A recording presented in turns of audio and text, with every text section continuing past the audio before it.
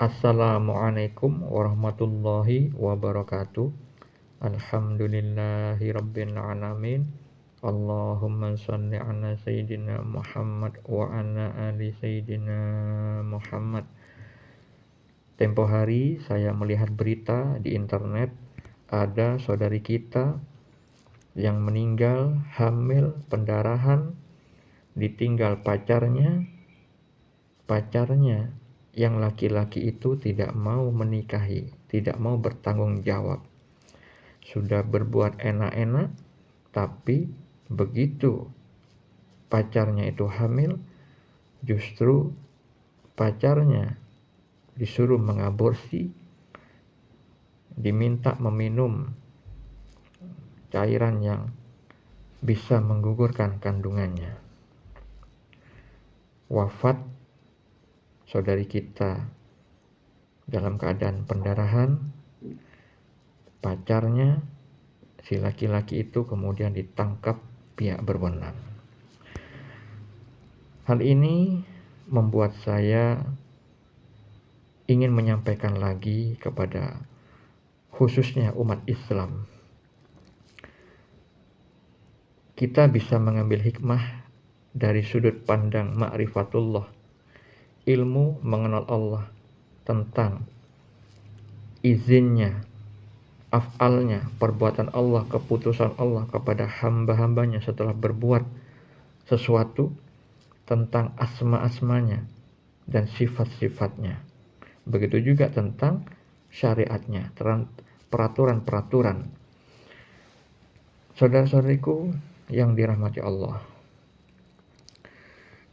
kalau kita memilih jodoh tanpa ma'rifat kepada Allah, tidak mengenal ilmu syariatnya, peraturan-peraturan yang Allah buat yang tersemat di dalam Al-Quran dan juga yang disabdakan Nabi Muhammad SAW tentang segala macam perbuatan yang menyangkut kita manusia.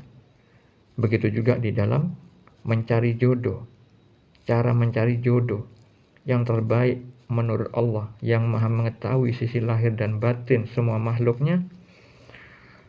Maka seorang yang ma'rifat kepada Allah pastilah mengikuti anjuran Allah di dalam Al-Quran dan juga mengikuti apa yang disabdakan Nabi Muhammad SAW sebagai Rasul utusan Allah yang terpercaya, yang paling takwa, yang paling ma'rifat kepada Allah, paling mengenal, paling takut kepada Allah. Sehingga kita semua sebagai umatnya seharusnya mengikuti suri tauladan beliau. Tentang pencarian jodoh terbaik menurut Allah tidak mungkin didapatkan melalui pacaran, yang mana pacaran itu sudah pasti melakukan hal-hal yang haram, berduaan saja tanpa diikuti dengan mahramnya, tidak bersanding dengan keluarganya, misalkan tidak silaturahim ke rumah orang tuanya, bersama orang tuanya, ngobrol bersama orang tuanya. Pacaran tidak mungkin begitu. Kemungkinan besarnya memang sukanya berdua-duaan.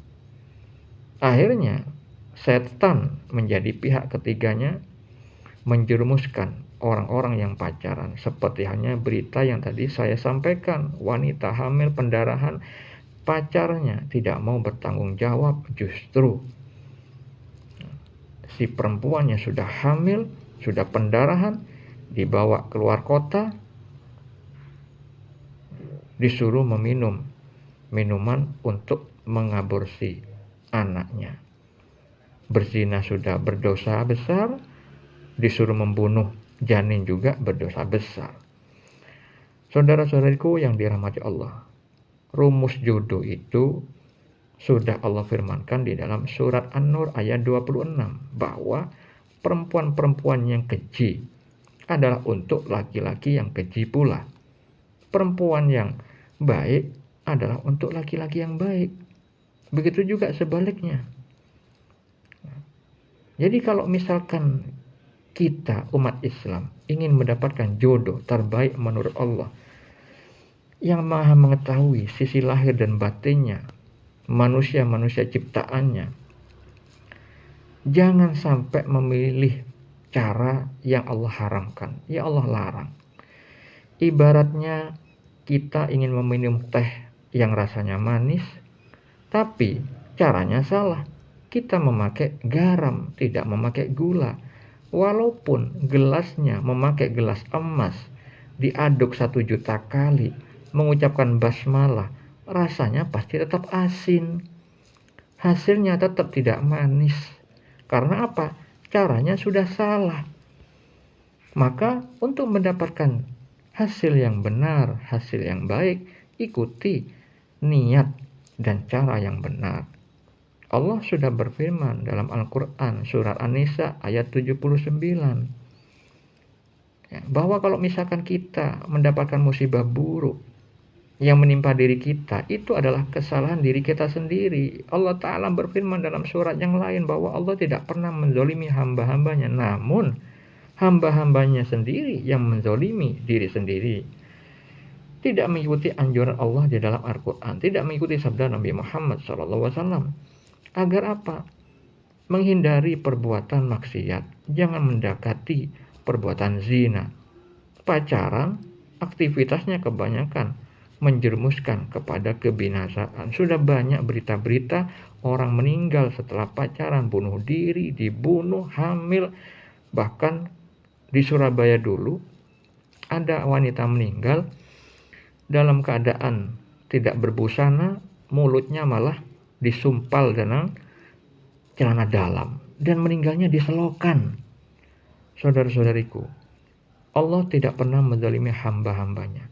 Ketika hamba-hambanya itu tidak mau patuh terhadap Allah, maka Allah dan para malaikatnya membiarkan orang tersebut dikuasai setan dan menjadi teman karibnya, sehingga nanti masuk ke dalam neraka kalau akhir hidupnya tidak bertaubat kepada Allah.